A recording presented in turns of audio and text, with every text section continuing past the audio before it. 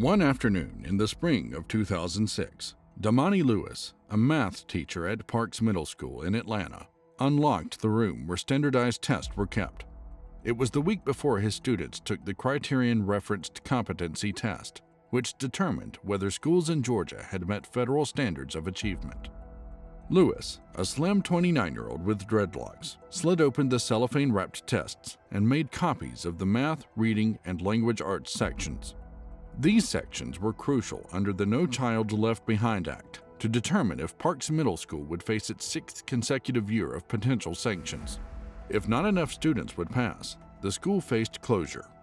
He refused to allow a system to label his hardworking students as failures and was determined to avert any loss of their motivation. Thanks to Lewis and other teachers, Parks students did better than ever on the standardized tests. This is the story of the Atlanta Public Schools' massive cheating scandal, where teachers systematically changed students' test answers, resulting in widespread falsification of student achievement. At the turn of the millennium, American education was at a crossroads. The No Child Left Behind Act, signed into law in 2001, heralded a new era of accountability and standardized testing. Schools across the nation were now under the microscope. Their funding and reputations hinged on their students' performance on state-administered exams. Atlanta Public Schools, a district grappling with underperformance, found itself under immense pressure to turn the tides. In an environment where test scores were the ultimate measure of success, the district was desperate to produce results. Superintendents and educators alike felt the squeeze. Failure to improve metrics could mean sanctions, or worse, closure. And as the early 2000s unfolded, Atlanta's educational landscape began to change. Test scores across the district rose steadily, a trend that did not go unnoticed. The city that had been wrestling with educational performance was suddenly lauded as a miracle of reform. Superintendent Beverly Hall, appointed in 1999, became synonymous with this turnaround, collecting accolades and a National Superintendent of the Year award in 2009. Her mantra, "No exceptions, no excuses," echoed through the school system. Under Hall's leadership, the district set aggressive targets for student achievement. Bonuses and public praise were bestowed upon those who delivered, while failure to meet these benchmarks resulted in professional consequences. The stakes were clear: perform or perish. And perform they did. By the mid-2000s, Atlanta reported dramatic improvements in student performance, with some schools doubling their scores. This surge in achievement wasn't just in isolated pockets, but was reported district-wide, stirring a mixture of admiration and disbelief in the educational community. Yet, as numbers soared, so did scrutiny. The extraordinary rise of Atlanta's test scores drew the eyes of statisticians and education experts. A state analysis in 2009 found that some schools in Atlanta had testing irregularities that were statistically improbable. The improbability of such consistent academic gains began to cast long shadows of doubt over the district's reported success, setting the stage for a deeper investigation into the roots of this sudden educational renaissance. The improbabilities flagged by experts were too glaring to ignore. It wasn't just a statistical anomaly, it was an alarm bell. Georgia's then governor, Sonny Perdue, unsettled by the findings, commissioned an independent investigation. He appointed 2 special prosecutors and a state agency to dig beneath the surface. What followed was a painstaking review of test papers, and unusually uniform answer patterns began to emerge across classrooms. The investigators wielded eraser analysis as a key tool, detecting classrooms where answer sheets had abnormal numbers of wrong-to-right changes. In a system where one erasure is common, Atlanta's schools were averaging a staggering number of changes per classroom. The probability of such corrections occurring by chance was less than 1 in a trillion, echoing a sentiment that there was deliberate intervention.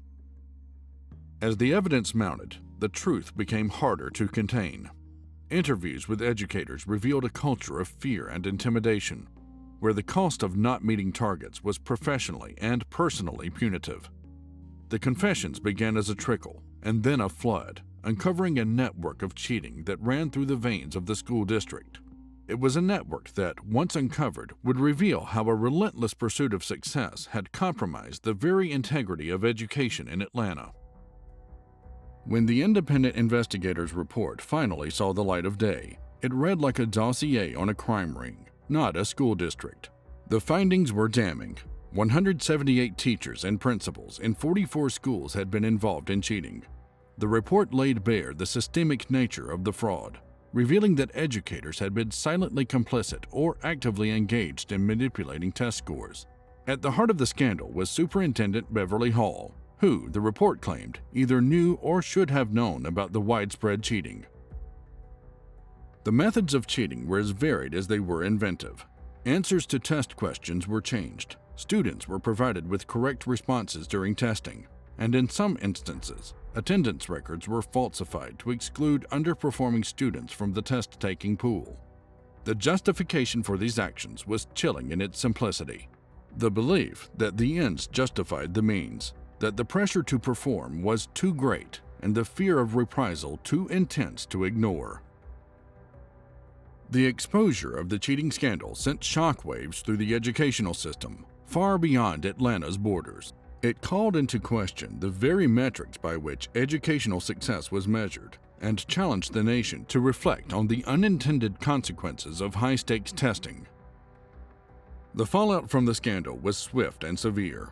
Legal proceedings kicked into gear, and the educators implicated found themselves facing the consequences of their actions. The report led to the indictment of 35 Atlanta Public Schools employees, including Superintendent Beverly Hall, who faced charges ranging from racketeering to false statements and theft. Throughout the process, she maintained her innocence and succumbed to breast cancer before her case could be resolved, leaving a complicated legacy and a school district in turmoil. But the real casualties of the Atlanta cheating scandal were the students. They had been advanced from grade to grade, ill-equipped for the challenges ahead, their educational deficiencies hidden beneath falsified test scores.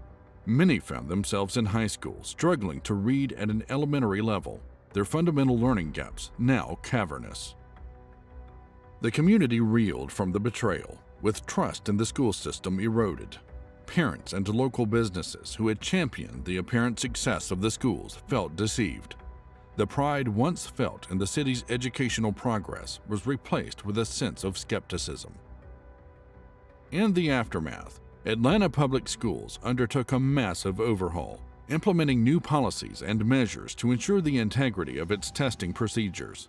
But the deeper consequence, beyond the legal and administrative, was a sobering reminder that when educators are forced to choose between integrity and survival in a flawed system, it is ultimately the students who pay the highest price.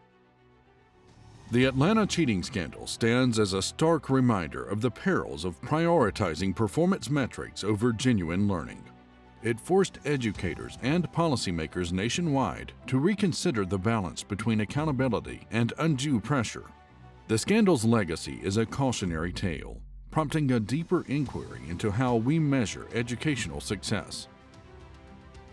In the wake of the scandal, there's a collective acknowledgement that rebuilding trust will take time and that genuine progress cannot be rushed.